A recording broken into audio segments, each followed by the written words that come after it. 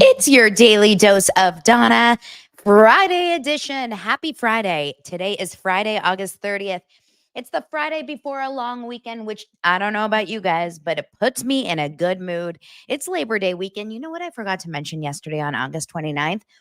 That exactly 16 years ago, I met Lance on August 29th. And I am so in shock that it's been 16 years of our love bubble. We're in such a love bubble, Lance and I. Just kidding. That made me want to vomit as much as misophonia does. Welcome to the show. We've got a lot to get into today. We've got crazy stories. We've got relationships starting, relationships ending. We've got arrests being made. And we have one of, in my opinion, the worst episodes of all time of Real Housewives of OC, possibly. So much and more on today's Daily Dose of Donna.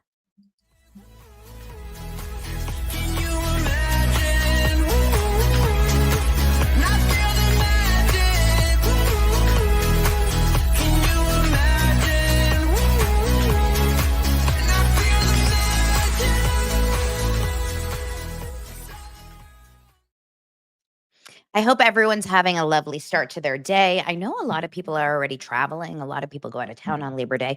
Are you planning on going anywhere? LAUSD, that's LA School District, is out of school on the Friday before Labor Day. So I know a lot of people that are living it up. They're already in vacation mode. They're at the beach, having their margaritas, their cocktails.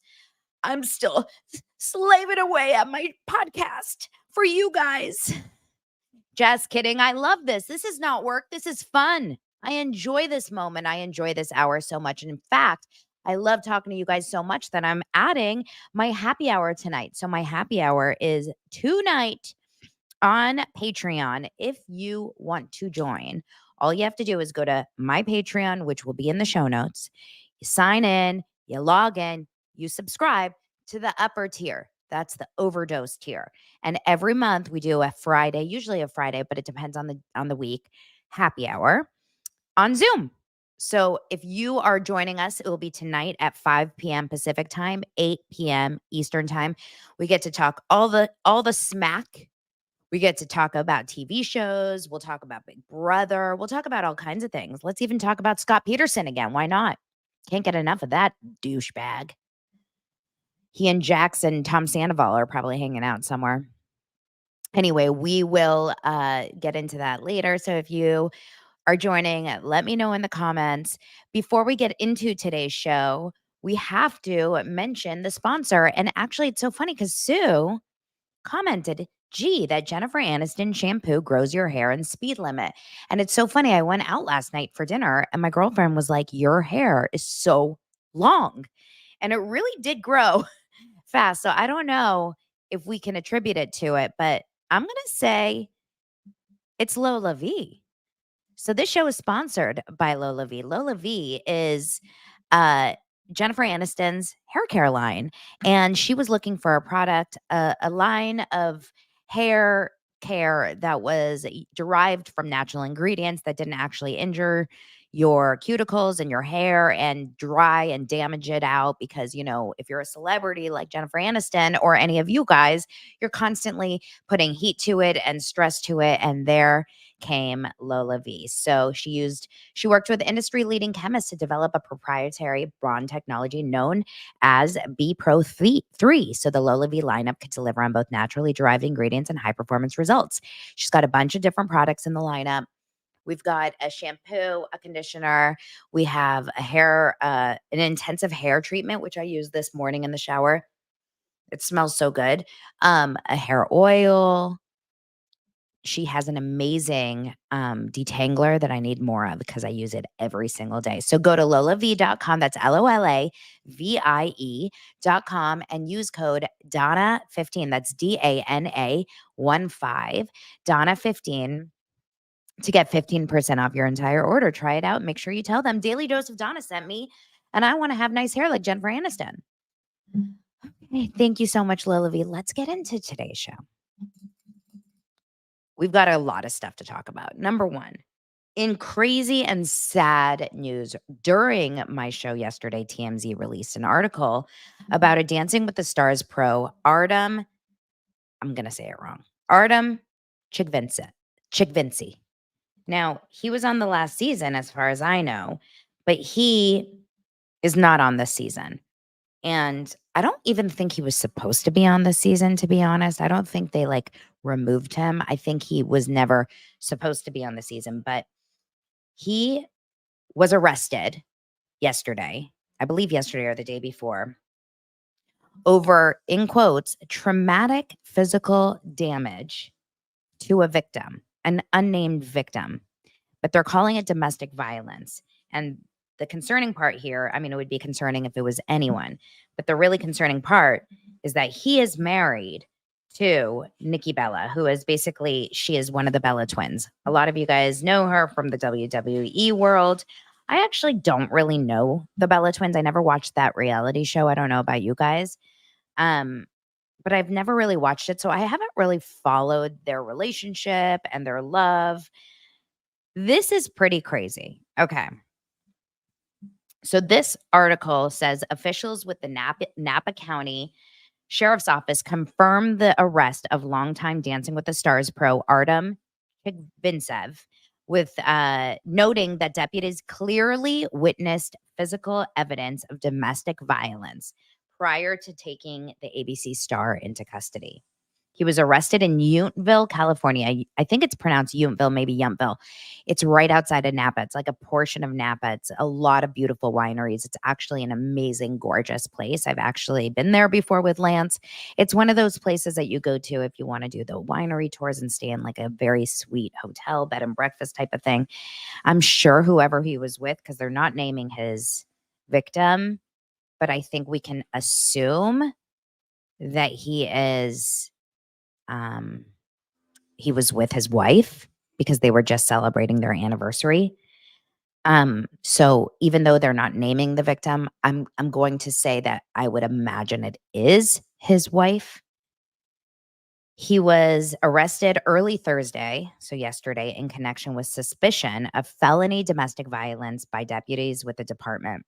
When it comes to felony domestic violence, it's not based on hearsay, Napa County Sheriff's Office spokesman told Daily Mail. The deputies saw something that is apparent. I'm not telling you this is what happened in this particular case, but sometimes this means there would be evidence of blood, scratches, bruises, something visible where the deputies say, okay, we're making this arrest. They spoke to Chigvintsev and arrested him for felony domestic violence. Adding that the dance pro was cooperative and did not fight with deputies or anything of that nature. Basically, an alarm was triggered at the home by a 911 call made from the premises at around 8:30 a.m. Insiders close to the probe told TMZ on Thursday after an unidentified caller reported a medical emergency from the property. Sources told the outlets that paramedics and the fire department were en route. Someone from the house called 911 again to cancel the request, and both agencies went back to their stations.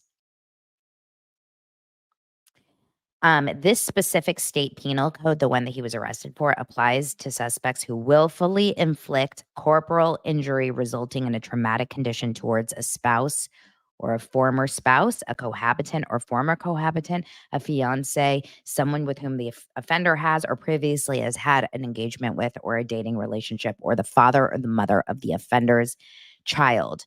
Okay. Simona is saying TMZ just released the 911 call. Should we see if we can see this together? Okay. Let's listen to this today. He says in the 911 call that Nikki threw shoes at him. This does not sound like a very good, calming relationship. Let's hope we can hear this together. Hold on. Okay, here we go. 9 Edward 32, 503, 415 verbal. 9 Edward 32, 503. Initially, this came in as the RP requesting medical, but now the RP stating he got into an argument with his wife, and his wife threw shoes at the RP. There is a child on scene. 9 Edward 32, copies. Any injuries? Affirms medical's en route. They're staging. Kind of hard to understand. Negative, not at this time. It's hard to get info. There's an active 415 in the background. Your responsible is going to be a Nicole Garcia, born in 83. We're trying to get the two parties to separate. Attention all units, code 3 medical route 14, Rich Shopway, Napa 0838. 9 Edward 32, 5 David 3 Napa. The RP stating no medical is needed now. Just for further, there's a 4-year-old child on scene. Okay, so from what we're seeing here, there was a 4-year-old child on scene. It says from the home, so I don't know if that means that they rented a house up in this area, maybe some sort of a Airbnb, because they just celebrated their anniversary. And she just posted about their anniversary 4 days ago. So let's look at this together really fast. Nikki Garcia. She had just posted about their anniversary 4 days ago. This is the post right here. I'm not going to play the volume because I don't want the song to. But she basically said it's to the song Can't Help Falling in Love. And she puts the quotes, wise men say, only fools rush in, but I can't help falling in love with you, et cetera, et cetera. The video is beautiful. It's of him and her and their child and kissing and the wedding, et cetera, et cetera. She says, this song is about our love story. I'll never forget where I was when I asked Jesus about Artem, having a conversation with he and God, how my feelings felt too soon. It all felt too fast. And then the song came on. And that's when I knew I was falling in love with him and it was all meant to be. Happy anniversary. I love you. So obviously something went wrong. They had their anniversary. We don't really know specifically what's going on and what caused it. If he called the police because she threw shoes at him, he wouldn't have gotten arrested unless there's actual physical evidence of some sort on her body for him to have gotten arrested. I'm assuming. I don't know. It makes me very, very sad because obviously any sort of domestic violence is just awful, whether it's female driven, women or male driven, it's just awful. But I hate hearing this. It's a bad thing. And like, Lance was showing the crew yesterday. I sent the text to him and he was like, whoa, I'm showing everyone here because he's working on Dancing with the Stars right now. And he's like, I'm showing everyone here and everyone's freaking out. Like no one really knew. No one knew the story. No one knew what was happening, which is why I don't think he was on this season because they started yesterday or they started this week. So he wouldn't have been up north in Yountville, California, if he was planning on starting rehearsals. It's really, really, it's a bummer. It's a bummer to see. Nikki Garcia, that's of course Nikki Bella, one of the Bella twins. Nikki Garcia breaks her silence in the first statement through her publicist, or I forget exactly. A representative spoke on behalf of her for privacy following the arrest. They basically are saying this is a private matter, and Nikki asked for privacy for her and her family at this time. So we really don't know specifically what happened. Either way, I think whenever you have any sort of physical, whether it's throwing shoes, whether it's, of course, skin, touching skin and getting physical with anyone, it just sounds like, what does that mean about the nature of their relationship? You guys, I just watched Yountville. Thank you, Michelle. Yountville. I knew I was saying something wrong. It's not Yountville or Yountville. It's Yountville. I never watched her reality show. I don't know her personality that well. I've heard her on TikTok random, like from their podcast, because she and her sister, they're twins, right? They have these podcasts. But she was with John Cena, wasn't she? Cena? I mean, am I crazy? That was her that was with him. And I'm assuming, when you're with someone like that, you pick someone that's completely opposite. She probably, I don't know. You can't go into knowing why these things happen. You don't know. I mean, it sounds like probably a very passionate duo in the sense that maybe this was not the first time this has happened. Who knows? I just watched The Worst Ex on Netflix. And if you guys have heard of The Worst Ex, or I think it's called The Worst Ex or My Worst Ex or something like that, Worst Ex Ever, something about Worst Ex. I watched the first episode of it the other night. And the first episode is taking this one specific guy who was in a series of domestic violence relationships, girlfriend after girlfriend after girlfriend after girlfriend, and it got progressively worse and progressively worse.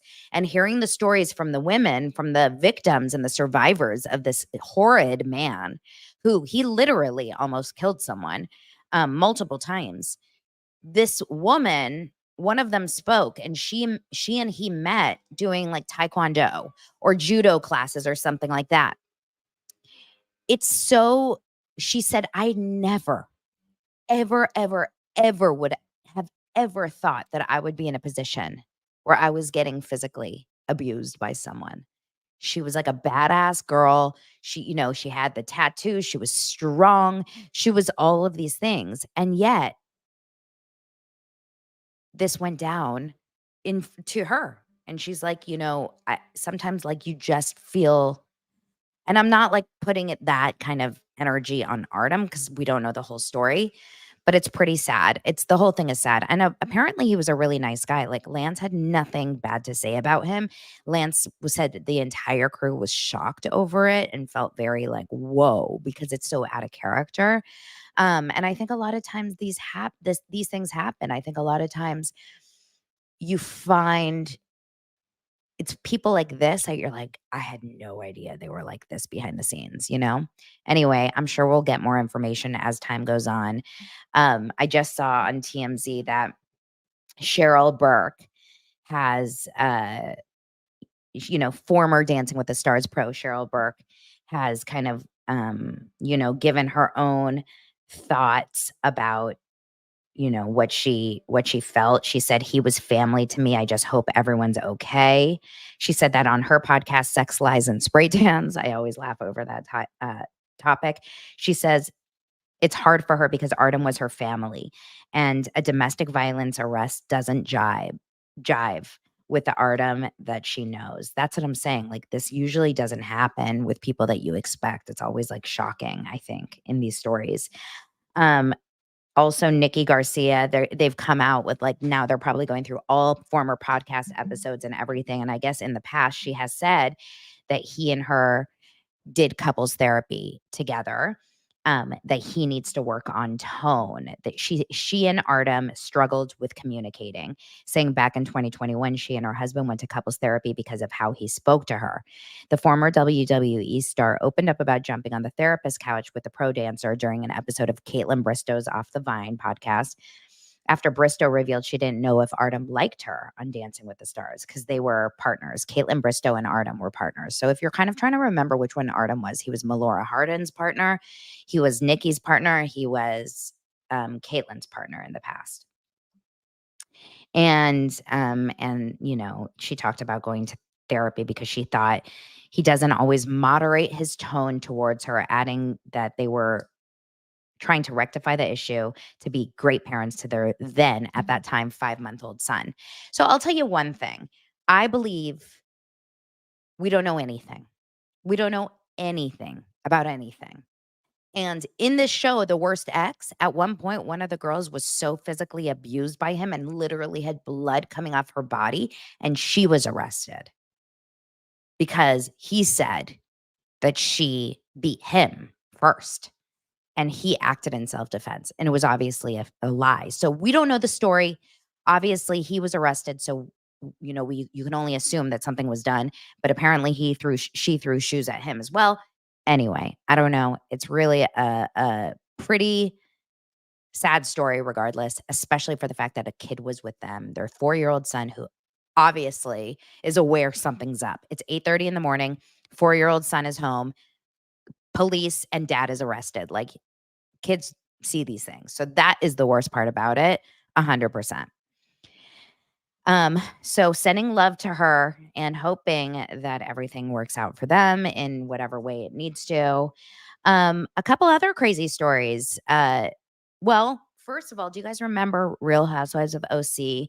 alum Lauri Peterson. So Lauri was in season 1. She was working for Vicky at the time. She was like her insurance assistant. And then she ended up leaving and finding a husband, George, I believe his name was, a very, very nice man. And they kind of Brady bunched their kids together. It was kind of a Gina and Travis situation before then. But, her husband, George, was very, very well off. They had this beautiful wedding.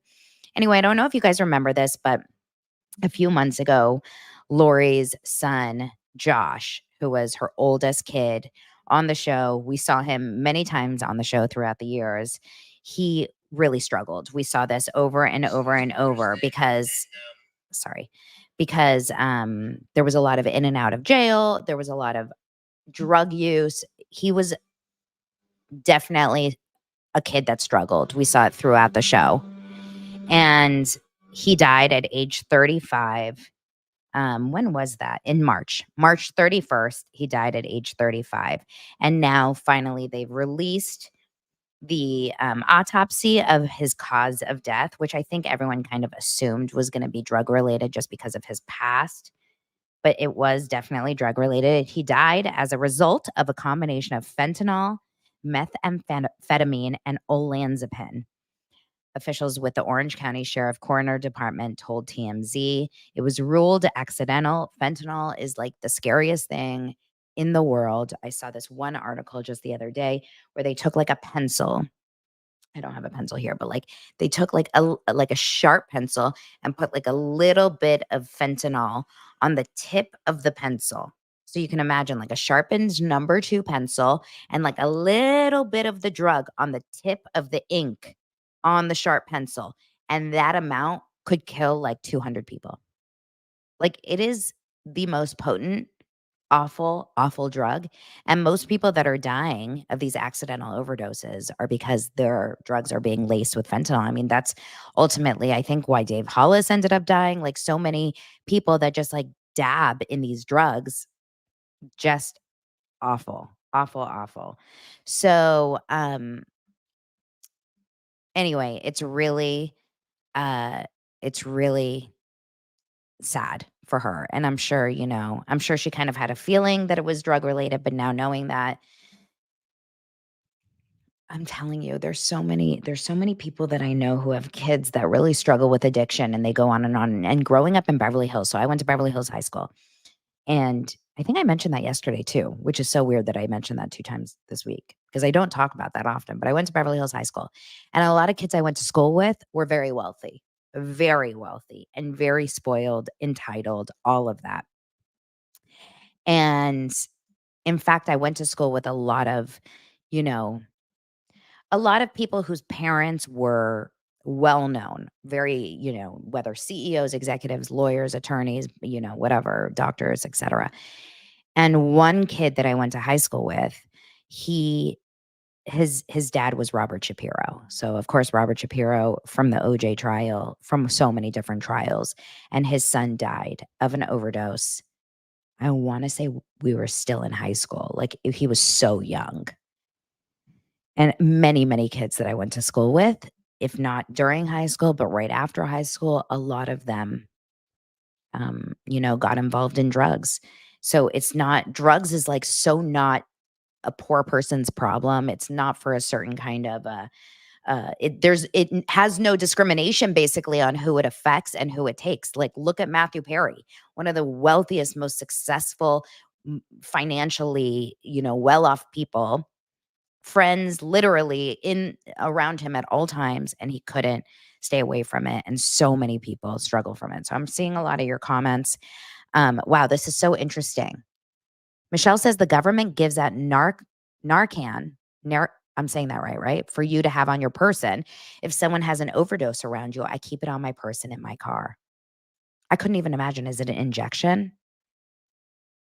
Like, I don't even know if anyone around me is ever doing any drugs like that. Like, that's so crazy. But I always like scare the shit out of my kids. I try so hard to scare them about this. Like, I think we spent so much time like, don't drink. And like, yeah, that's bad. But like, really just never take a drug. Like, never. Oh, it's a nasal spray. Never take drugs. Ever. Like, don't ever take a pill, a gummy, anything from anyone else. Aw, Heather, you're right, Donna. My stepson died from such a small amount. So sad. It's so freaking sad. And this is like such a big problem in America right now. It's like such a big, like, we should be focusing on how to keep these illegal drugs out of our country. Like, that should be number one on everyone's policy list right now. It's so effing bad. All right, let's try to lighten things up. And I know just the thing, because our next story has to do with my favorite couple in Arizona, Flagstaff, to be honest. And that is Robyn and Kody Brown. Yes, we are going to break down Robyn and Kody Brown's Zillow listing. They have listed their home for sale.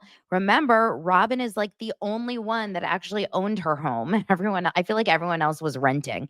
Janelle was like on a piece of, in a little dirt van by the river on lot 5. Mary was renting like a mansion for herself because there was a wet bar, right? And then, of course, we had Christine, who was kind of just like going from house to house. But remember, everyone's gone. Mary's gone. Christine's gone. Janelle's gone. And now it's just Robyn and Kody. And this is the house that we never went inside. Remember, they filmed everything on the outside of the house. And we always said, why? Why did they do that? And the truth is, I think we know now. They've listed their house for $1.65 million, which is a lot of money for Arizona. I don't know what Flagstaff's real estate market is like, but it's a lot of money. This house was built in 2007, sits on a 2-acre wooded lot. It says tucked away behind towering pines on a secluded ridge. We don't really know specifically where they're moving or why they're moving, but we do have the listing. So let's play a game of property hunters, or love it or list it, or what's another, Home on a Budget, one of those shows. Let's go through Robyn and Kody's house together and try to imagine, just put yourself in their home at this moment. Now, remember, they live on Hash Knife. Kody's like, I'm only going to move to a house that says Hash Knife. They live on Hash Knife. That's a horrible name. Trail. Hash Knife Trail in Flagstaff, Arizona. And upon first viewing, you want to say, like, wow, this is really cute. Like, look at this porch. By the way, this porch is, to me, exactly what a sister wife would want, right? Exactly what a sister wife would want. Lots of rocking chairs. There's all this greenery in the back, the beautiful sky. I mean, we're seeing all kinds of furniture that you get in the discount section of Walmart, but it's still beautiful scenery. And you can imagine how nice it is. And then we go into what ends up being their living room. Now, I don't know if you guys remember. Let's see if this will. It's very blurry. Maybe we don't want to do. I don't want to do a virtual tour. We can watch the show to do a virtual tour. But this beautiful view is of God knows what. Just a house in the middle of nowhere. This looks like where all the coyotes have passed to die. I believe this is lot 1 over here. We've got lot 2, lot 3. I mean, it is pretty out there and isolated. So Robyn can be like, Kody, and no one will hear them out here. Lots of trees, so many trees. Look, this house is in the middle of nothing. It's a house in the middle of a bed of trees with nothing around it.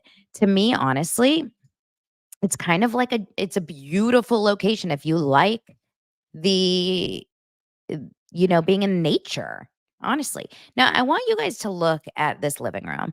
This living room is quite a sight. We have some sort of sheriff's badge on the ground in a carpet.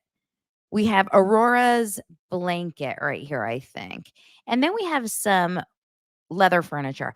Now, I don't know about you guys. Are you a leather couch person? I'm not personally a leather couch person. I find them to be sticky, cold, easy to clean. But I think, in my opinion, I believe that these leather couches have been part of the Brown family house since back in the first home. the first season of Sister Wife. I think these are like, these should be in a museum. I mean, how many Browns have sat on these couches? How many times has Robyn cried on this couch? That's what I want to see.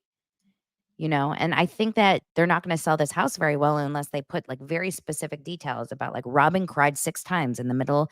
This is where Robyn and Janelle had their first fight. Now, this is a bedroom that looks possibly like, to me, I like the door. It's a wood door. The bedroom has a bed that is like so intense. It's like a huge wood frame for a small little room, and it's overkill. I don't understand what's going on this side, but I have a feeling this room is all bed, and I have a feeling this is where her 23-year-old daughter is, the ones that also cry just like her. The bathroom, okay, sweet. It's a sweet bathroom. Now here's another room. Oh, there's another leather chair. This is part of the leather chair from the living room, I believe. And this looks like it's probably Solomon's room. Why do I think it is? Because it says little man up on the picture. And then there's lots of Legos. It's an interesting thing that they left all these Transformers. Can I zoom in? Yeah, they left all these Transformers. Why? Is that a picture of Matthew McConaughey right there? Okay, it's a sweet room. It's okay. I mean, there's something going on here. He's got a DeWalt. He's got a box of tools. As a table in his room, a DeWalt box. Solomon. This is probably one of the other kids' rooms. Lots of plants on windowsills. This is something you don't see every day. Every room that I've seen has about 8 plants on windowsills. Is that a polygamous thing? I don't know. The more plants, the happier you are. I can't keep a plant alive. You guys know that. Oh, here's some dead plants on the top of this bathroom. One of the ugliest mirror frames I've ever seen.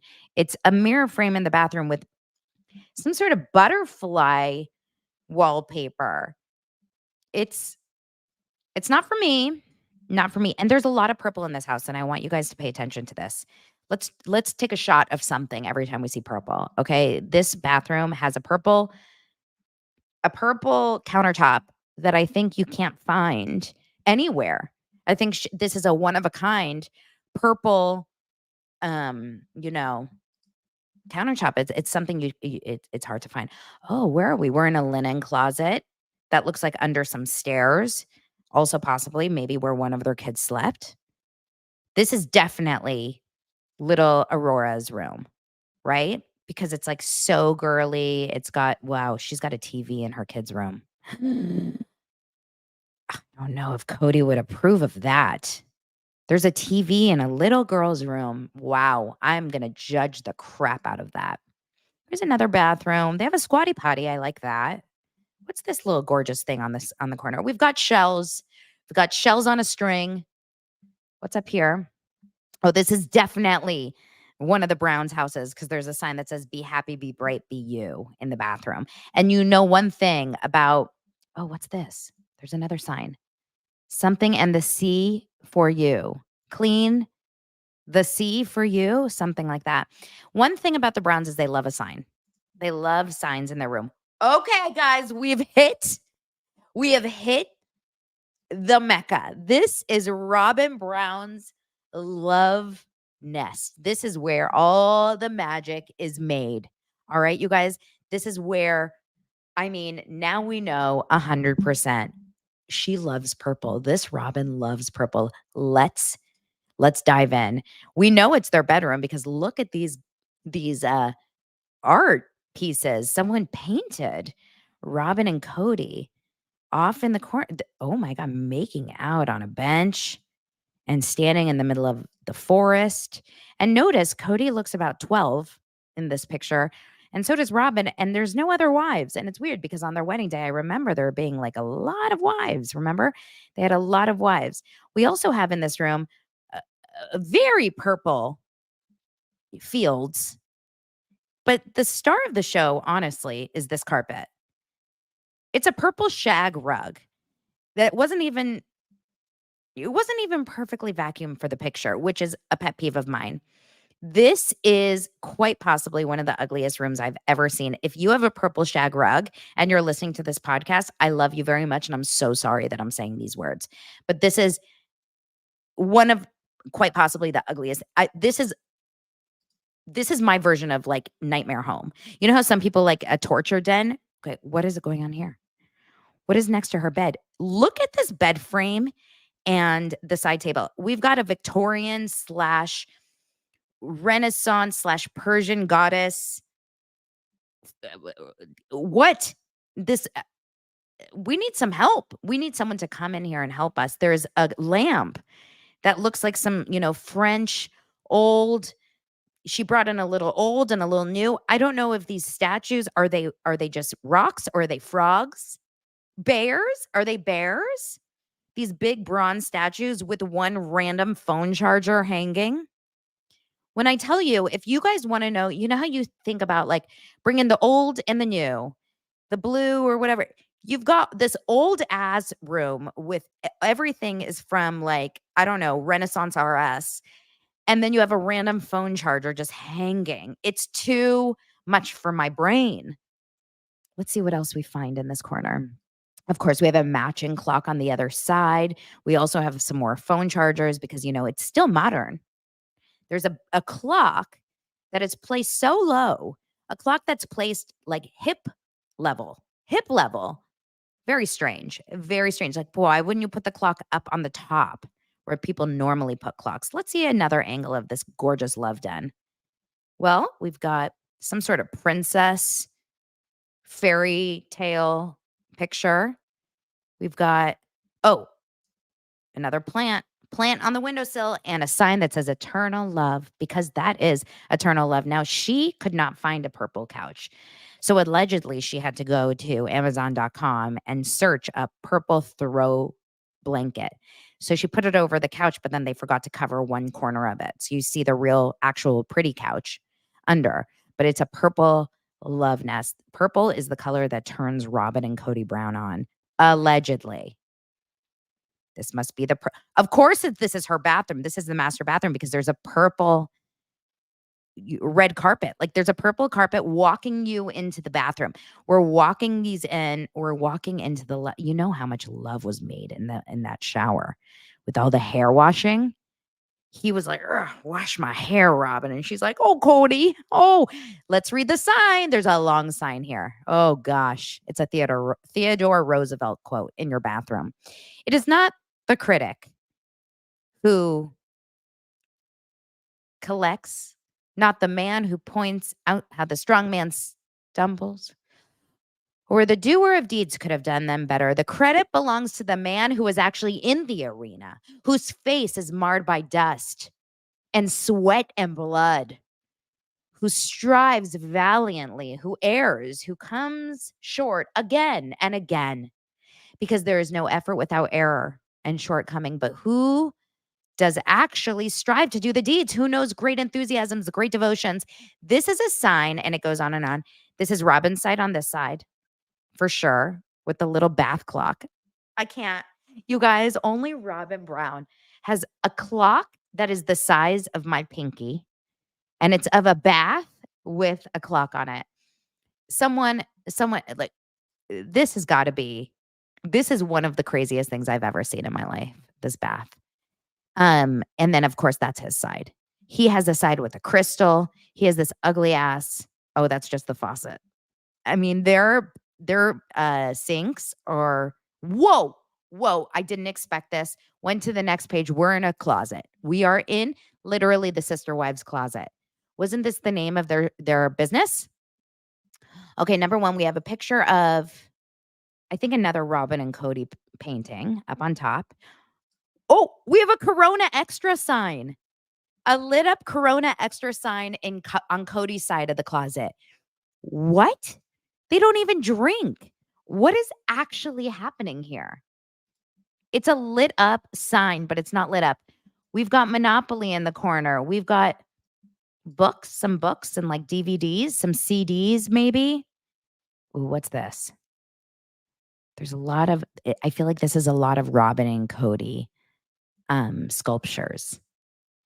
This is a picture allegedly of Coyote Pass and where dreams go to die. There's also another quote here, but we can't read it. Built-in shelves. Of course, we have a safe. What do you think is in Kody's safe? Wrong answers only. What is in Kody's safe? Lily says I sound jealous. And the truth is I am incredibly jealous over this Corona light sign. I really, really want that Corona light sign. I'm going to go to every swap meet this weekend to try to find it. Lots of like, wallpaper looking boxes, with like threads and stuff in there. All right, let's move on. We got to look. Oh, there's another crystal. There's a lot of crystals in this house. They are very nature inspired. This is the famous living room where they celebrate Christmas every year, you guys. There is not one place on the wall without a piece of art, especially this corner right here, because they had to find a place for that piece. And of course, it made sense. They had 2 inches without art on it. There's a lot of sculptures, lots of sculptures. I bet that's like Solomon and Aurora. It's a bunch of kids in sculpture form. A lot of knickknacks, a lot of signs, and it looks like maybe some DVDs. What kind of DVDs do you think that they're watching over in Kody's house? Like 101 Dalmatians. This is the living room and it's all its glory. I mean, why weren't we able to be in here? Why didn't we ever get to hang out in here with real cameras? We only got like home videos of this gorgeousness. It's actually a really nice room. I don't like the way it's dressed in any way, but it's a very nice home. Like I can imagine completely taking out all of this furniture, taking out all the window dressings, giving it maybe a new floor, painting it, lightening it up. It would be a gorgeous home. I mean, it's a huge, gorgeous kitchen with awful ceiling lights. But it's like, to me, they're really into bears. There's a big and small bear cuddling. That's Kody and that's Robyn. Allegedly. They have a huge, huge built-in fridge. It's a huge home. It's actually a gorgeous home. I would redo it. It's dated, but it has a lot of space. The porch is wrapped around in the middle of absolutely nowhere. It's so quiet. It's so lovely. This we recognize from the show, because this is where they have some seats. This is where they put, when they had family meetings during COVID. Robyn would be here and Mary and, Kody. They would sit out there and they would discuss where they were going to do Christmas. It's actually a great house. With so many memories inside. So which one of you guys are buying it? We've got a huge garage with storage. I mean, come on. Wouldn't you guys say, minus the way that it's dressed inside, it's actually a very nice home?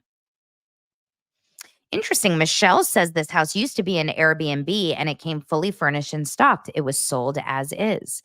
All right. Well, thank you so much for the tour, Browns. And I can't wait to see you more in the next couple weeks. We will be there with bells on. We will watch every moment of every single episode. I need Slum.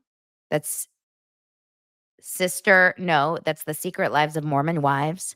I need Real Housewives of Salt Lake City, and I need the Sister Wives in my house. I need all of these, religious loves that are all based in Utah. I need them all in my veins at this moment. Lily says I'll only buy the house with Kody in it. Well, the house sells for $1.6 million, but with Kody, it's $1.7 million. So if you're already willing to pay $1.65 and you're down just for another $500,000, like, I think you get Kody. You definitely get his hair products somewhere.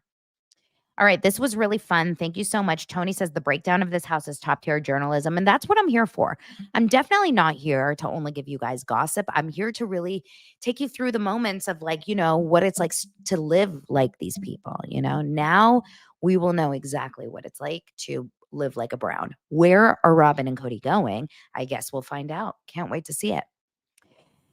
In the next story, this is actually a real shitty, sad story. Leah Remini and her husband of, is it how many years? 20. Let me pull up her Instagram post where she posted about this. Her husband of 28 years, let me share it with you guys. I'm sure you saw it all over the place because this was pretty big news yesterday. Leah Remini and her husband, Angelo, have decided to end their long, long marriage. So after 28 years together and 21 years of marriage, we've decided to file for divorce. This decision came after a lot of thought and care. And as hard as divorce is, we are approaching this with a positive outlook because we know what's best for us. We are proud of how we have worked through this together. Yes, we're sad, and we've got some figuring out to do as we continue to move forward into our new normal. Together, still in many ways, apart in some new ones. But here's the thing, we've been best friends for so many years. We are still celebrating holidays together, watching our favorite TV shows together, and gathering as a family. So the big question, why? To put it simply, we both changed as people do, and we got used to playing roles that didn't fit us anymore. After a lot of effort and consideration, we've decided to take this step, which reflects who we are today. It goes on and on and on. She says, from our perspective, this marriage was a huge success. We want to be transparent because we've been so transparent through the years. We're sharing this unknown journey. We'll keep sharing snippets of our lives as we navigate this new chapter. I mean, to me, I think that it actually is a beautiful way to announce a divorce. A lot of people have felt like they've been separated for a very long time because she hasn't been posting anything of him for quite some time now. I don't follow her regularly. I don't follow him. I don't really know what's going on. There was like after the Scientology drama, and I'm curious from you guys because obviously there was some really, really crazy um post Scientology world. Obviously, she wrote the book about her Scientology journey, and then she starred and produced this documentary series of kind of getting people out of Scientology. What was it called? I forget the name of her show, where she would interview people and whatever. And we knew about all these different huge names in the Scientology community or the post Scientology community that she was working with.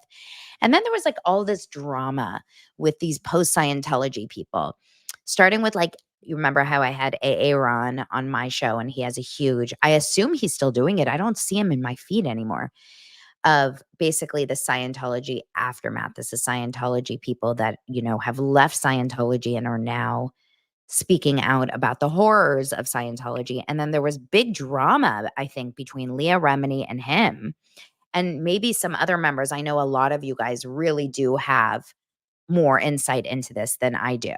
But I know there was like a little bit of strangeness around her and around him and around the post Scientology. And I guess even after you leave a cult, you're still going to find people that you connect with and don't connect with. But from anyone that's watched any of their reality shows or read the book or whatever, which I did, they seem to have a really, really strong relationship. But they always say that you either grow together as a couple or you grow apart as a couple. And Leah Remini and her husband possibly just started to grow apart. They left Scientology together and they were doing their thing and it seemed to work really well, but maybe they just became more friends than anything. And it looks according to this post, like there's no big drama. There's no big story around it. It's just like it wasn't working anymore. Maybe he chewed too loudly at dinner. I'm telling you, misophonia, top reason for divorce, I think. So I don't know what's going on there behind the scenes, but I do know that she seems to be really open about it. She's sharing the journey. Um, and I'm sure it's very, very hard for them, but hopefully, for their families that are very involved in their lives, I hope that everything is going to be fine. Brianna says he's been on tour doing Latin music for a while. I think they just grew apart. Yeah, 100%. Tony says Kyle should take notes. Kyle Richards. Yeah. Oh my gosh. I totally forgot about this story, but we should talk about it while we're here. I saw this yesterday on Instagram about Mauricio.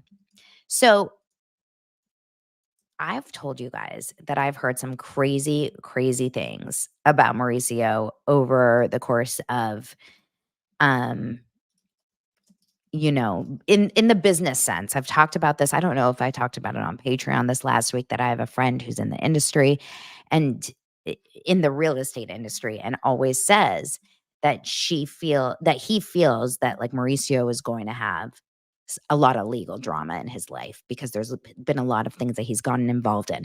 He's definitely been sued. He's been in legal drama. There's been a lot of like strange, fraudulent type of accusations. But then yesterday I saw this on an account called Bravo Snarkside. Let me pull it up really fast. And it says Mauricio Umansky is sued for allegedly obtaining $3.5 million in fraudulent pandemic relief loans. This is according to Us Weekly. It says that according to court documents, it claimed in a new lawsuit that Umansky and his real estate company, The Agency, applied for and received 2 Payroll Protection Program and CARES Act loans in the total amount of 3.5 some million. The program was created to help prevent the termination of employees by providing loans to businesses that were unable to pay workers due to the impact of COVID-19. The lawsuit accused Umansky's company of falsely certifying their need for the loans to pay their employees. The doc stated the amounts the agency applied for and received exceeded the loan limit of 2.5 monthly salary with a cap of $100,000 annual salary per employee. Realtor LLC alleged that Umansky's company would have been minimally impacted by the pandemic shutdown because their revenue came from real estate transactions, typically between millionaires and billionaires, not customers who are unable to buy goods because of the restrictions from the shutdown. The filing claimed that the agency's business grew massively during the pandemic by earning $6.5 billion in 2020 and $11.2 billion the following year. So this is pretty crazy, you guys. I don't know about you, but if you're a business owner, you probably also applied to a loan like this. I know that my husband's company had to apply to a loan because the TV industry shut down and they needed to pay their employees. So certain companies, it really does make sense, but you can't mess around with this. Like, this is pretty bad. I think the more money you make, the more eyes are on you. If you, like they always say, usually people don't get audited when they're not making a lot of money by the IRS. It's usually people that are making a ton of money or an exorbitant amount of money, I think, are the people that kind of get a lot of more eyes on them. So this was a bad move on whoever's, I don't know if it's Mauricio that made this call. I'm sure he had something to do with it, but whoever's kind of in charge of the CFO of the company, et cetera, et cetera. But it ain't good for Mauricio. So let's hope that, he can get himself out of that. But he's sued for that. Like, it's not even that they want him to pay it back, which you have to pay back. You do have to pay these loans back with interest, but he's being sued, which is really nuts. So, okay. Another piece of housewife news that kind of just like came from the Real Housewives of Beverly Hills world is that Yolanda Hadid, formerly of Real Housewives of Beverly Hills, came out as being secretly engaged for 2 years. When I said came out, did you guys think I was going to say as gay? She's been secretly engaged to a CEO. His name is Joseph Gingoli. She's been secretly engaged for 2 years. Now, Yolanda is someone else that I never really think about anymore. I mean, I see that her daughter is online a lot, but I don't see her. She said that Gingoli proposed while they were on a trip in Holland in 2022. Earlier this week, the couple's relationship status was casually revealed in a profile done by Architectural Digest, as the publication referred to her longtime love as her fiance. Did they have an architect? Oh, did you guys see this Architectural Digest article about her in her ranch? Are we allowed to see it? Architectural. Are we allowed to actually see it without having a membership is my question. Let's look at this together. Did you guys see this? I'm so interested because remember her house in Malibu with the incredible fridge and the lemons and stuff?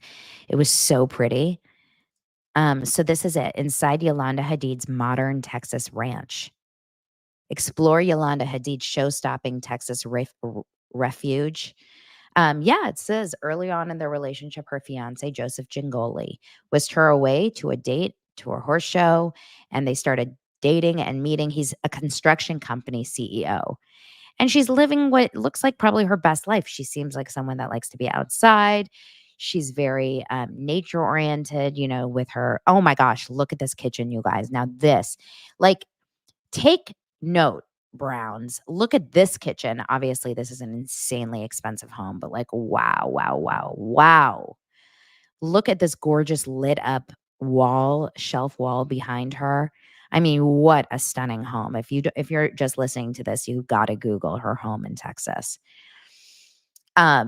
Every single moment of it is exactly like it's a dream home. Oh my gosh, look how cute this room is. It's a children's room with 3 beds, like a bunk bed and then another side bed. Like this is the bed this is the room that Gina on Real Housewives of OC should have had. It's perfection. Wow. This is really, truly one of the most stunning homes. Okay, so good for Yolanda, and she's engaged. And, David Foster, I'll never forget David Foster was such a jerkazoid, how he left her when she was sick. David Foster is an interesting one. I really like Catherine Foster, his wife, but he's an interesting one. Okay, let's keep going. We got to talk about Real Housewives of OC because this is a long episode. And the reason why I don't think we're going to be talking for that much longer is because Real Housewives of OC was quite possibly one of the worst episodes. Raise your hand. Worst episode I have ever seen of Real Housewives in maybe a long time. Probably not the truth, but I am not into shticky stuff with my reality shows. I don't want to feel like I'm watching an overproduced game show. I don't want to feel like I'm watching an advertisement for another show. It was a Traitors spin-off crossover moment, and it was so ridiculously stupid. The beginning of the show seemed normal. We saw a good scene between Emily and her husband talking about his health and talking about how she didn't like the way she was talking to Jen. I mean, did Emily break your heart in last night's episode? It really broke my heart. She was talking about how Jen triggers her because Jen reminds her of her mom, who basically had all the opportunity in the world to do something with herself and just didn't do it. And it was really hard for Emily growing up. And she says, I feel so bad the way I talked to Jen. And she ended up apologizing to Jen later at the Traitors party. I love that storyline. I thought that was wonderful. We also had a Katie and Jen moment where Katie was talking about, Heather, they were talking about marriage and remarrying and having, mixed kids because Katie has a daughter that ends up wanting to change her last name into Katie's new husband's last name. I can't wrap my head around Katie's family's dynamic. I don't understand it. She has a bunch of kids from a bunch of different people. They try to explain it. I can't wrap my head around what's going on here. Like, I don't get it. I don't really understand. Then, and we also saw Tamra and her daughter again. Second time this season. It feels forced. I don't really understand why all of a sudden we're getting her in there. I guess she's over 18. But I don't really fully understand the point of putting Tamra's daughter so heavily in the show. She doesn't seem like she really wants to film. She doesn't seem like she's bringing so much to the story of it, but, it's okay. So anyway, Shannon and Vicky end up getting ready to go to this Traitors party. Oh yeah, we know that Shannon and Vicky are invited to Tamara's Traitors party. We're confused why. I'm confused why. Like, she had that dinner with Shannon, which didn't go so great, but then they ended up kind of trying to make up, and Tamara said she was inviting Shannon. Vicky being there is so wild. It really comes out of left field. Like, at this point, Trace Amigas is called off and they're hating each other in public. They're talking shit about each other on every podcast, etc. So this is so weird that they're all together. But all of a sudden we went from like these normal scenes to, okay, what are you going to dress tonight for your Scotland party? What are you going to dress for Traitors party? And I was like, what are we watching? We're watching a glorified advertising for Traitors. And by the way, Traitors doesn't need advertisement. It's a great show. But anyway, so then, they get to this home. I'm confused where we are. No one's making any sense of like what we're doing here. And all of a sudden they stand in line for this Traitors moment. It's very similar to the first episode of the Traitors when everyone just stands outside of the house and Alan Cummings walks down the stairs or whatever to introduce the game. And here we go. This is where Teddy Mellencamp walks downstairs and introduces the game. And she says immediately a comment towards Vicky, which is welcome housewives and Vicky. And everyone's like, whoa, I can't believe she said that. Now everyone's like, wow, Teddy's here. She's stunning. Oh, I can't believe Teddy's here. Tamara's like, I knew Teddy was going to kill it. I thought to myself, no offense, Teddy, but like, you didn't need this. I mean, she got paid, I'm sure. So I'm sure she did it for that reason. But did any of you guys feel like Teddy really needed to do that? And now knowing the relationship of Teddy and Tamara, the fact that they're doing the show together, it's been a part of the show before. We've talked about it. Two T's in a Pod is like being advertised basically on Real Housewives of OC. Even Emily said, that's my podcast partner.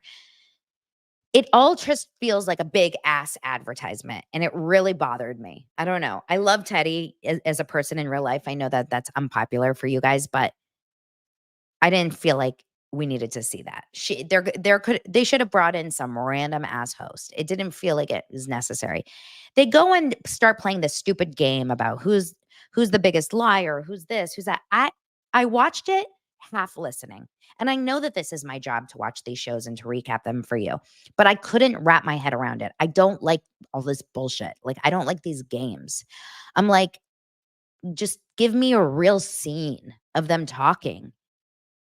They play this game, kind of, they have to fill out this form. Then they do the whole thing where Teddy goes around and she chooses a traitor. And this is where this show fully lost me, because on the show, The Traitors, we know who the traitors are. On this show, they decided to keep the traitor a secret, to keep the audience involved or excited for the end. And then they cut to when she chooses her traitor, they cut to this sound effect and an interview like moment where you can't see who's talking and you can't understand who's talking. So you hear like, hi, I'm the traitor. I'm the traitor. And that was my choice. And I said to myself, oh, this is the moment where I wanted to throw my phone. I said, this is the moment where the show has jumped the shark. You know how every show on every sitcom, every show we've ever watched in our lives had that one episode where you're like, there's no turning back now. It's usually like some sort of vacation episode, Disneyland episode, musical episode. This is what that felt like. And it sucks because this has been such an incredible season of Real Housewives. They didn't need this, which is why it bothers me. Anyway, Shannon and Vicky and Tamara ended up having a conversation at one point, which I thought was a great moment. I thought that part was good. See, I like the conversations that were happening. I like the friendships that were either breaking or forming. I didn't like the game part of it. But Shannon and Tamara and Vicky ended up having a really nice conversation about Tres Amigas, ended up doing their whole like Tres Amigas, dance. And it's also confusing because it looked like everything was fine and dandy in this moment. And meanwhile, they're not friends in real life. They never did the show again after that moment. So like, where does it break down now again? We'll have to see.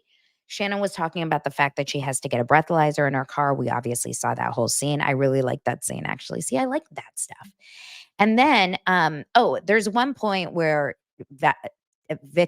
what's her name? Tamara says to Shannon, all they want, meaning Alexis Bellino, all they want is for you to clear John's name. And Shannon kept saying, I will not lie. I will not lie about John. A lot of people are confused about it. What is she lying about? I think basically what they want her to do is clear his name, saying he was a very stand-up guy. He wasn't, a big drinker. He was a good man. He never caused arguments or fights. They want her, like Alexis and team, want Shannon to go on a podcast or in public or do an interview somewhere, basically says like, John is a good man and it just didn't work out between us. And she, from what I was watching on the show, was like, no, I won't do that. I will not lie and say he was a good guy to protect him. That's what I got from when she was saying, I won't lie about that. I won't lie about that. Because she wants him to be called out for who he is, And Billy says, well, hell, say it, Shannon, and save yourself $75,000. I think at this point, it's principle for her. She's like, I don't want, it's tough. It's tough. I wouldn't know what to do if I were her in that case either. Would you rather say nice things about your ex who you absolutely despise and hate and who was a big problem in your relationship, et cetera? Would you rather make it sound like he was totally fine and innocent in the case to not pay the money. I don't know. It's not good. A lot of you guys are questioning whether or not, there's more to the story with the John and Shannon and the $75,000. I'm sure there is, but I'm sure we'll find out about it if there is. Too many people know too much. I'm sure we'll find out. And the whole story about, how there's these videos that they may release of Shannon, those got talked about, how they will ruin her life, still think disgusting. And what Gina said in an interview was like, it doesn't matter what the videos are. You're saying it's going to ruin her life and she has kids and you actually want to release these videos, like F you. What a horrible, horrible thing. And honestly, the only silver lining of last night's episode was that Alexis was not in it. But in the preview for upcoming episodes, we do see there will be more of Alexis, unfortunately. And that's kind of like when I think I glazed over for when they released who the traitor was, when someone got murdered, when someone else got murdered, then Tamara got pushed into the pool in the most obviously produced stunt. And then that was it. Like, I have never been more disappointed by an episode. I was so excited to come home last night. I went out to dinner to a new restaurant in the Valley and came home and, I was post martini. I was super excited to watch Real Houses of OC and I was not thrilled by it. I was annoyed. But that's just me. And I'm glad that some of you guys liked it and some of you guys didn't.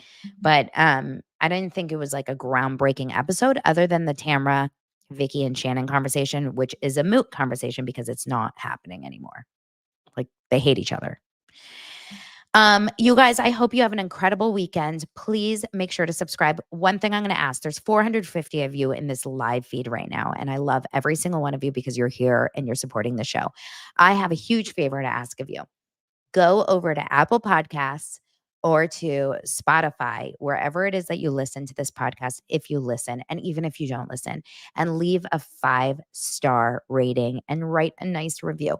It means the world for my show. I appreciate you guys so much, and I hope I tell you that often enough. This show is nothing without you guys, and the show keeps growing and showing because we're showers and growers over here on DDOD. I'll see you guys on Tuesday. We'll not have a show on Monday, but I'll see you guys on Tuesday. Patreon happy hour tonight and Patreon episode over the weekend. Love you guys. Have a great one. Bye.